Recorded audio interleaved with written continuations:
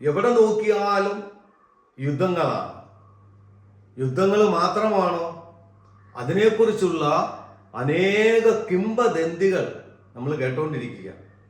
ഒരിക്കല് ക്രിസ്തുവിൻ്റെ ശിഷ്യന്മാര് ക്രിസ്തു ഒലിവ് മലയിൽ ഇരിക്കുമ്പോൾ ക്രിസ്തുവിനെ സമീപിച്ച് ചില കാര്യങ്ങൾ ക്രിസ്തുവിനോട് ചോദിക്കുന്നതായി വിശുദ്ധ മത്തായി സുവിശേഷം 24-ാം അധ്യായത്തിൽ നമ്മൾ കാണുന്നുണ്ട്.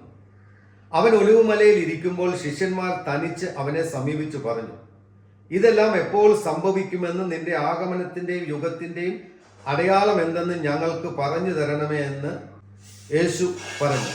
ആരും നിങ്ങളെ വഴി തെറ്റിക്കാതിരിക്കാൻ സൂക്ഷിച്ചുകൊള്ളുവിൻ. പലരും എൻ്റെ നാമത്തിൽ വന്ന് ഞാൻ ക്രിസ്തുവാണെന്ന് പറയുകയും അനേകരെ വഴി തെറ്റിക്കുകയും ചെയ്യും.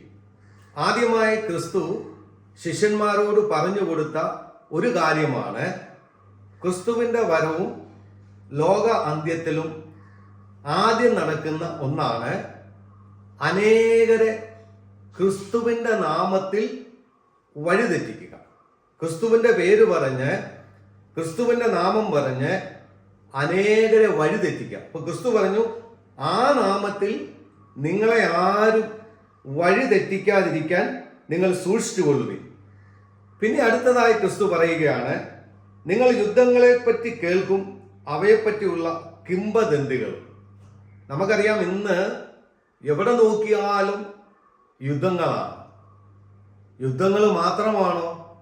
അതിനെക്കുറിച്ചുള്ള അനേക കിംവദന്തികൾ നമ്മൾ കേട്ടുകൊണ്ടിരിക്കുക. നടക്കാത്തതും നടക്കാൻ പോകുന്നതും നടന്നിട്ടില്ലാത്തതും എന്തൊക്കെയോ കാര്യങ്ങൾ ഇന്ന് മീഡിയയിലൂടെ അനേക കിംവദന്തികൾ നമ്മൾ കേട്ടുകൊണ്ടിരിക്കുക. അതാണ് ക്രിസ്തു പറഞ്ഞത്, നിങ്ങൾ യുദ്ധങ്ങളെക്കുറിച്ച് കേൾക്കും, അതിനെക്കുറിച്ചുള്ള കിംവദന്തികളും അവയെ, എന്നാൽ നിങ്ങൾ അസ്വസ്ഥരാകരുത്. ആരാണ്? ഒരു വിശ്വാസത്തിൽ നിൽക്കുന്ന, ദൈവത്തിൽ അടിയുറച്ചു നിൽക്കുന്ന, ക്രിസ്തുവിനോട് ചേർന്ന് നിൽക്കുന്ന ഒരുവൻ പോലും ഇതെല്ലാം കേൾക്കുകയും കാണുകയും ചെയ്യുമ്പോൾ അസ്വസ്ഥരാകരുത് എന്ന് ക്രിസ്തു നമ്മളെ ഓർമ്മപ്പെടുത്തുകയാണ്.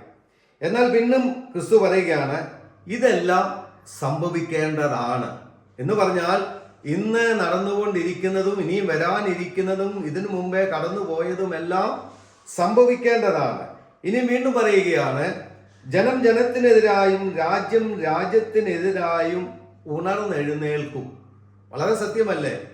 ഇന്ന് ജനങ്ങൾ തമ്മിൽ പരസ്പരം വർഗീയത കൂടുകയാണ്. ജനം ജനത്തിനെതിരായി പല വിധത്തിലും ജനങ്ങൾ തമ്മിൽ അടിച്ച് പോരാടുന്ന ഒരു കാലഘട്ടം നമ്മൾ കാണുകയാണ്.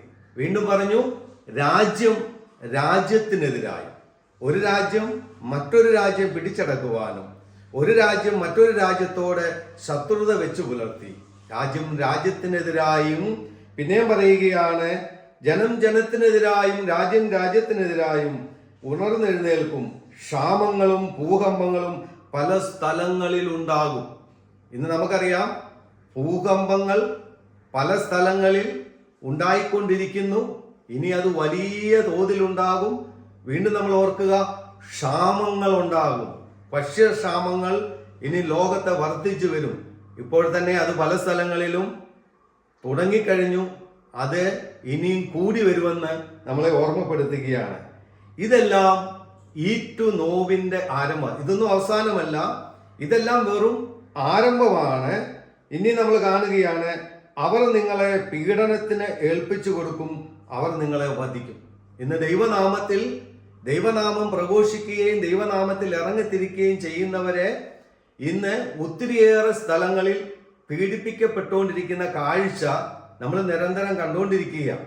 ദൈവനാമത്തിൽ ഇന്ന് അനേകര് ക്രിസ്തുവിന്റെ നാമമേറി ഇറങ്ങിത്തിരിക്കുമ്പോൾ അവർ വധിക്കപ്പെടുന്നു. അത് പഴയതിലും ഇന്ന് പല സ്ഥലങ്ങളിലും കൂടി വരികയാണ്. എൻ്റെ നാമനിമിത്തം സർവ്വജനങ്ങളും നിങ്ങളെ ദ്വേഷിക്കും. ക്രിസ്തുവിന്റെ നാമം എടുക്കുമ്പോൾ നമുക്കുള്ളവർ പോലും നമ്മളെ ദ്വേഷിക്കുമെന്ന് ഓർമ്മപ്പെടുത്തുക.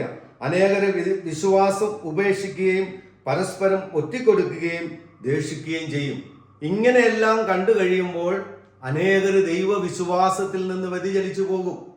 അനേകർ ദൈവത്തെ തള്ളിപ്പറയും. അവസാന കാലം വരുമ്പോൾ ഇന്ന് അനേകർ വിശ്വാസത്തിൽ നിന്ന് വ്യതിചലിച്ചു പൊക്കൊണ്ടിരിക്കുകയാണ്. അത് നമുക്ക് ദൈവവചനം മുന്നറിയിപ്പ് നൽകിയ നിരവധി വ്യാജ പ്രവാചകന്മാർ പ്രത്യക്ഷപ്പെട്ട അനേകരെ വഴിതെറ്റിക്കും. വളരെ സത്യമല്ലേ?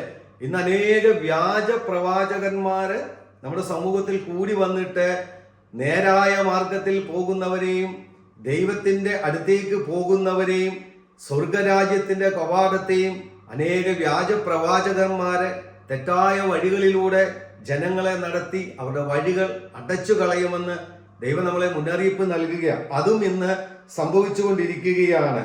എന്നാൽ വീണ്ടും പറയാണ്, അധർമ്മം വർദ്ധിക്കുന്നതിനാൽ പലരുടെയും സ്നേഹം തണുത്തുപോകും. ഇന്ന് എവിടെയാണ് മനുഷ്യൻ പരസ്പരം സ്നേഹിക്കുന്നത്? ഇന്ന് എവിടെയാണ് സ്നേഹമുള്ളത്? അധർമ്മം വർദ്ധിച്ചിട്ട് സ്നേഹമില്ലായ്മ ഇന്ന് ഭൂമിയിൽ കൂടും. ഇന്ന് നമ്മൾ ഓർക്കും, ചിരിച്ചു കാണിക്കുകയും നമ്മളോട് അടുത്തു കൂടുകയും ചെയ്യുന്നവരെല്ലാം നമ്മുടെ സ്നേഹിതന്മാരാണെന്ന്. എന്നാൽ അങ്ങനെയല്ല. ഏറ്റവും അടുത്തു കൂടുന്നവരും ഏറ്റവും അധികം ചിരിച്ചു കാണിക്കുന്നവരുമാണ് ഇന്ന് മറ്റുള്ളവരെ വഞ്ചിക്കുകയും ചതിക്കുകയും ചെയ്യുന്നത്. അതുകൊണ്ടാണ് സ്നേഹം തണുത്തു പോകും. എന്നാൽ അവസാനം വരെ പിടിച്ചു നിൽക്കുന്നവൻ രക്ഷപ്രാപിക്കപ്പെടും. എല്ലാ ജനതകളുടെയും സാക്ഷ്യത്തിനായി രാജ്യത്തിന്റെ സുവിശേഷം ലോകമെമ്പാടും പ്രസംഗിക്കപ്പെടും. അതിനുശേഷം അന്ത്യമാകും. സ്നേഹമുള്ളവരെ, ലോകമെമ്പാടും ദൈവത്തിന്റെ സുവിശേഷം പ്രസംഗിക്കപ്പെടും. അതിനുശേഷം അന്ത്യമാകും. ഇന്നറിയാം, മീഡിയ തുറന്നു കഴിഞ്ഞാൽ അനേക സ്ഥലങ്ങളിലൂടെ ദൈവവചനം നമുക്ക് കേൾക്കാൻ സാധിക്കും. ഇന്ന് ലോകത്തിന്റെ ഒരറ്റത്തൊട്ട് അങ്ങേ അറ്റം വരെ എവിടെയെല്ലാം ജനങ്ങൾ വസിക്കുന്നോ അവരുടെ ഇടയിലേക്കെല്ലാം മീഡിയയിലൂടെ സുവിശേഷം ചെന്ന് എത്തിക്കൊണ്ടിരിക്കുക. പണ്ട് കുറെ സ്ഥലങ്ങളിൽ മാത്രം ഒതുങ്ങി നിന്നിരുന്ന ദൈവവചനം, സുവിശേഷം ഇന്ന് ലോകമെമ്പാടും സകല കാതുകളിലും സകല കണ്ണുകൾക്കും കാണാവുന്ന രീതിയിൽ ലോകമെമ്പാടും ഇന്ന് പടർന്ന് പന്തലിച്ചു. അവസാന കാലഘട്ടം വരുമ്പോൾ ലോകത്തുള്ള എല്ലാവരുടെയും കാതുകളില് സുവിശേഷം എത്തും. അതും ഏകദേശം ആയിക്കൊണ്ടിരിക്കുക. അതുകൊണ്ട് സ്നേഹമുള്ളവരെ, ഇന്ന് പലതും നമ്മുടെ കണ്ണിൽ കാണുകയും പലതും നമ്മുടെ കാതുകളിൽ കേൾക്കുകയും ചെയ്യുമ്പോൾ ദൈവവചനം നമ്മോട് പറയുന്നു, നിങ്ങൾ ഒരിക്കലും അസ്വസ്ഥരാകരുത്. കാരണം ഇതെല്ലാം സംഭവിക്കേണ്ടതാണ്. ഇതെല്ലാം സംഭവിക്കും. ഇത് വെറും ഈറ്റുനോവിന്റെ ആരംഭമാണ്. ഇതൊരിക്കലും അവസാനമല്ല. ഇന്നോ നാളെയോ അവസാനം കടന്നു വരുമെന്നല്ല തിരുവചനം നമ്മളോട് പറയുന്നത്. അതെപ്പം വരുമെന്ന് തിരുവചനം രേഖപ്പെടുത്തിയിരിക്കുന്നു. അത് പിതാവായ ദൈവത്തിന് മാത്രമേ അതിനെക്കുറിച്ച് നിശ്ചയമുള്ളൂ. നാളെയാകാം, അടുത്ത ദിവസങ്ങളിലാകാം, ചിലപ്പം മാസങ്ങൾ കഴിഞ്ഞാകാം, ചിലപ്പം അനേക വർഷങ്ങൾ കഴിഞ്ഞാകാം. അത് നിഗൂഢമാണ്.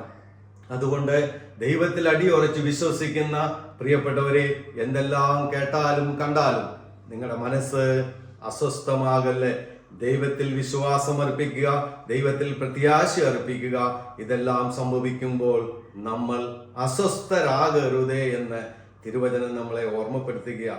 പ്രാർത്ഥനയോടെ ഇന്ന് ലോകത്ത് നടക്കുന്ന എല്ലാ അഴിമതികൾക്കും തിന്മകൾക്കും എതിരായി നമ്മൾ ദൈവസന്നിധിയിൽ മുട്ടുമടക്കി പ്രാർത്ഥിക്കുക. രാജ്യങ്ങൾക്കെതിരായും ജനത്തിനെതിരായും ഇറങ്ങിപ്പിടപ്പെടുമ്പോൾ നമുക്ക് ചെയ്യാൻ പറ്റുന്നത് മുട്ടുകളെ മടക്കി അതിൻ്റെ ശാന്തതയ്ക്ക് വേണ്ടി, അതിൽ നിന്ന് പിന്തിരിയുവാൻ വേണ്ടി ദൈവസന്നിധിയിൽ മുട്ടുമടക്കി പ്രാർത്ഥിക്കാൻ നമുക്ക് ഓരോരുത്തർക്കും കടമയുണ്ട്, കടപ്പാടുണ്ട്. അപ്പോഴോർക്കുക, ഇതെല്ലാം സംഭവിക്കേണ്ടതാണ്.